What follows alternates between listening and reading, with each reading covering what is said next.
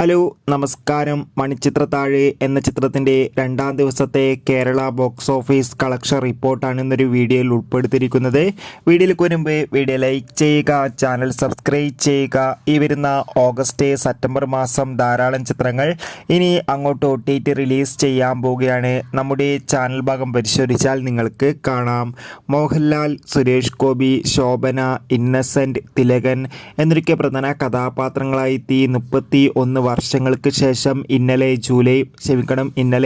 August 17-ാം തീയതി തിയേറ്ററുകളിൽ release ചെയ്ത ചിത്രമായിരുന്നു മണിച്ചിത്രത്താഴ്. ചിത്രത്തിന് ഒരു മികച്ച പോസിറ്റീവ് റെസ്പോൺസ് തന്നെയായിരുന്നു വന്നുകൊണ്ടിരിക്കുന്നത്. അതുകൊണ്ട് തന്നെ ഏവരുമേറെ ആകാംക്ഷയോടെയാണ് കളക്ഷൻ റിപ്പോർട്ടും അറിയാൻ വേണ്ടി കാത്തിരിക്കുന്നത്. രണ്ടാം ദിവസമായി ഇന്ന് അത്യാവശ്യം ബുക്കിംഗ് തന്നെയാണ് നടക്കുന്നത്. അതുകൊണ്ട് തന്നെ 40 ലക്ഷത്തിൻ്റെ അടുത്തെങ്കിലും കളക്ഷൻ ലഭിക്കാൻ വേണ്ടി സാധിക്കുമെന്നാണ് അറിയാൻ വേണ്ടി സാധിച്ചിട്ടുള്ളത്. കാത്തിരിക്കാം കൂടുതൽ അപ്ഡേഷൻ അറിയാൻ വേണ്ടി.